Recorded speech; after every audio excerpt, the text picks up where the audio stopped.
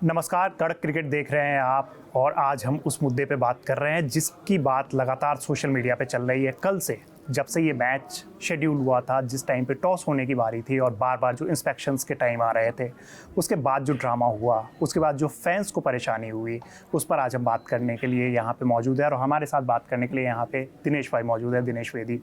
तो भाई, जिस तरीके से कल हम लोगों ने देखा मैच का, मतलब इंतजार हम लोग भी कर रहे थे, बिल्कुल जिस तरीके से ये चीज़ें हुई है, पहले तो मैं फैंस के बारे में बात करना चाहूँगा कि वो कितने पहले से प्लान करते हैं एक मैच देखने के लिए। कुछ स्टोरीज निकल के आई, किसी ने कहा कि मैं गेहूं बेच के आया था टिकट्स लेने के लिए, ये सब बातें हो रही थी।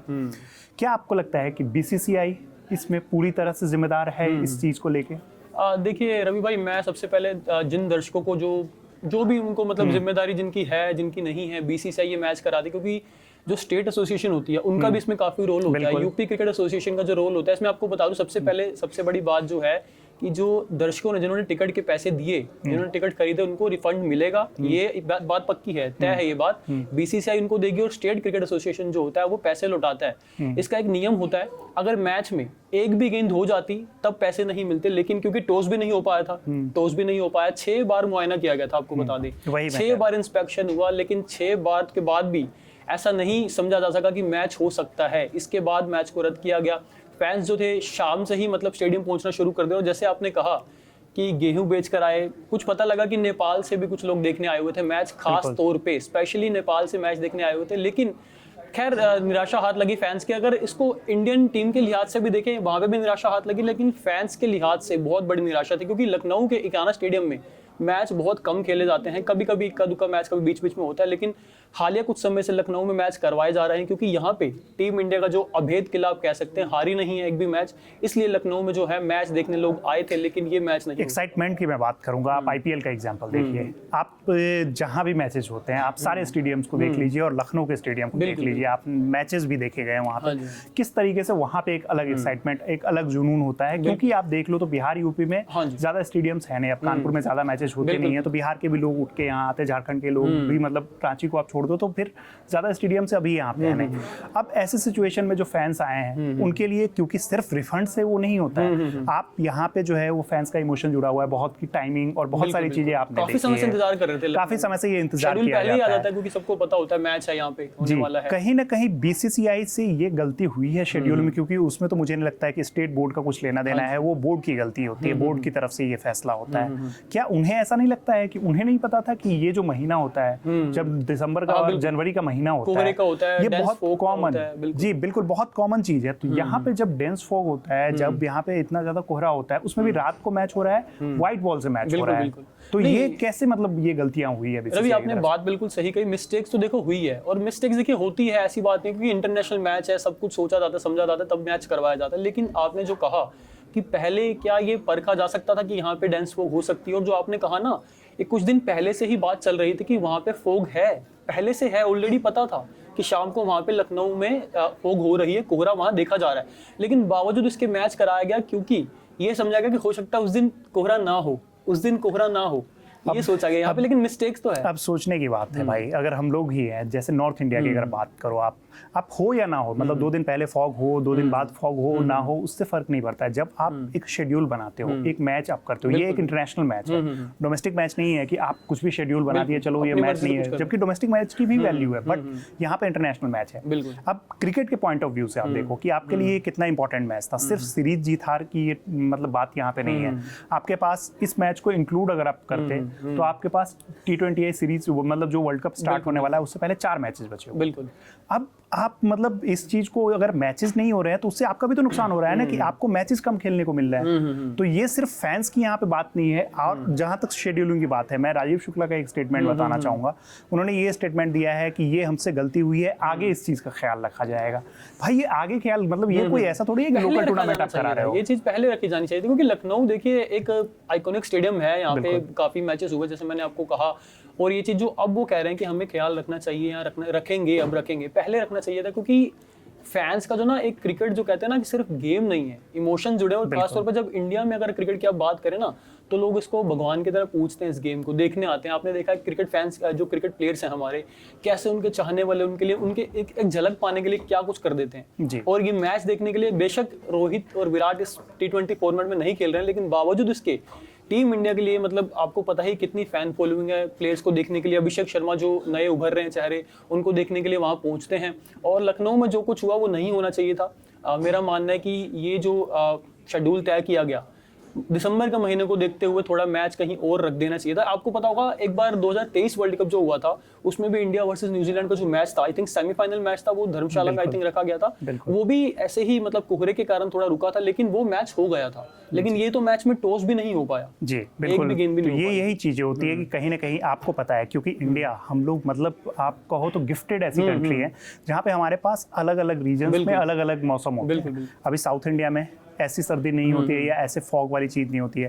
नॉर्थ ईस्ट आप देख लो, आपके पास गुवाहाटी है ना, और बाकी चीजें आप भी कट टाइम पे, मैं वही कह रहा हूँ कि ऐसे टाइम पे आप यहाँ पे मैचेस करा सकते थे। आपके पास बहुत सारे ऑप्शंस हैं। शशि थरूर का एक ट्वीट जो था, मतलब वो ठीक है कि केरला में ऐसे समय में मैचेस करा लो या साउथ इंडिया में कहीं भी आप मैचेस करा लो, तो आपको पहले पता होता है। अब आप देख लो कि बारिश के मौसम, अगर बारिश के मौसम में आप कोई मैच जो है वो आप दे रहे हो ऐसी जगह पे जहाँ पे बहुत ज्यादा बारिश हो रही है, तो ये तो कहीं ना कहीं शेड्यूलिंग की गड़बड़ी है। इसमें आप लोग गलती ही है अपनी एक तरीके से, पहले आप नहीं उसको प्री प्लान कर रहे हैं। बिल्कुल सीरियसनेस तो नजर ही नहीं आ रहा है इसमें बोलकर। चलो मैच पे आते हैं हम लोग भाई, कि अगर इस मैच की बात करें, अगर ये मैच होता, मतलब जो, क्योंकि हमें ये भी नहीं पता चल पाया, टीम शीट भी नहीं सामने आ पाई, एक चीज बस क्लियर हुई थी कि शुभमन गिल इस मुकाबले में नहीं खेल रहे हैं। शुभमन गिल जो है उनके पैर में चोट लगी है, ये क्लियर नहीं हुआ था कि उनकी जगह कौन आ रहे हैं, और मोस्ट प्रोबेबली वो संजू सैमसन वो प्लेयर थे। और उनके अलावा जसप्रीत बुमराह को लेके ये क्लैरिटी नहीं आई थी उस टाइम तक कि आप जो है वो वापसी कर रहे हैं नहीं कर रहे हैं, क्योंकि शिवम दुबे का एक स्टेटमेंट था जहां पे उन्होंने कहा था कि वो इस मुकाबले को खेल सकते हैं।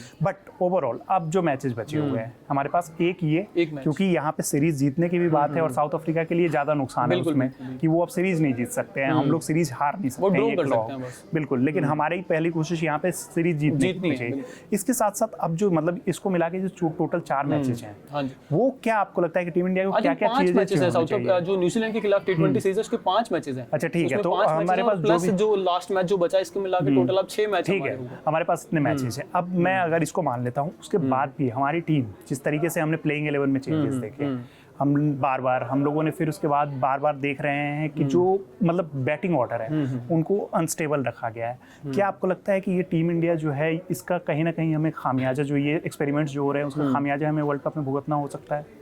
देखिए मैं कहूँगा कि देखिए जो बड़े प्लेयर जब जाते हैं ना, जब टीम ट्रांजिशन के पीरियड से निकलती है, दौर से गुजरती है, तो कुछ ना कुछ चेंजेस आपको देखने को मिलते हैं। उसका नुकसान भी होता है और कभी-कभी फायदा भी होता है। टीम इंडिया इस समय दोनों चीजें देख रही है। आपने T20 मैच में दोनों चीजें देखी हैं, हारे भी और जीते भी हैं। लेकिन जो ओपनिंग की बात करें, अभिषेक शर्मा और शुभमन गिल को खिलाया जा रहा है, लेकिन मुझे लगता है कि उस स्लॉट में कोई और प्लेयर फिट बैठना चाहिए। यशस्वी हमारे पास है, यशस्वी जायसवाल हमारे पास अच्छे हैं, संजू सैमसन एक अच्छा विकल्प है, अच्छा ऑप्शन है, उनको खिलाना चाहिए। शुभमन गिल के लिए मैं इसलिए कह रहा हूँ, शुभमन गिल देखिए मैं बतौर उप कप्तान उन्हें बनाया गया, वाइस कैप्टन है टीम के, और हो सकता है आने वाले टाइम के कैप्टन भी हो T20 के, इसी सोच के साथ उनको बनाया गया, लेकिन उनका परफॉर्मेंस नहीं आ रहा है। सवाल यह है परफॉर्मेंस नहीं आ रहा है, चिंता की बात भी यही है। बात करें अगर संजू सैमसन की, आपने उनको टीम में क्यों रखा हुआ है? अगर आप उनको खिलाना नहीं चाहते, अगर प्लेइंग 11 में उनको जगह नहीं दे रहे आप, तो उनको आपने रखा क्यों है? वेस्टेज ऑफ प्लेयर है, तो आप कहीं और खेलेगा प्लेयर अगर आप टीम में नहीं रखेंगे।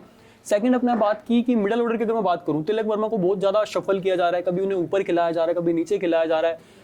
लास्ट जो मैच हुआ था उससे पहला जो मैच हुआ था, आई थिंक दूसरा जो हारे थे हम मैच साउथ अफ्रीका के खिलाफ मुल्लापुर में जो मैच हम हारे थे, उसमें आपने देखा होगा शिवम दुबे को बहुत ज्यादा नीचे भेजा गया, अक्षर पटेल को ऊपर भेजा गया, शिवम दुबे को बहुत ज्यादा।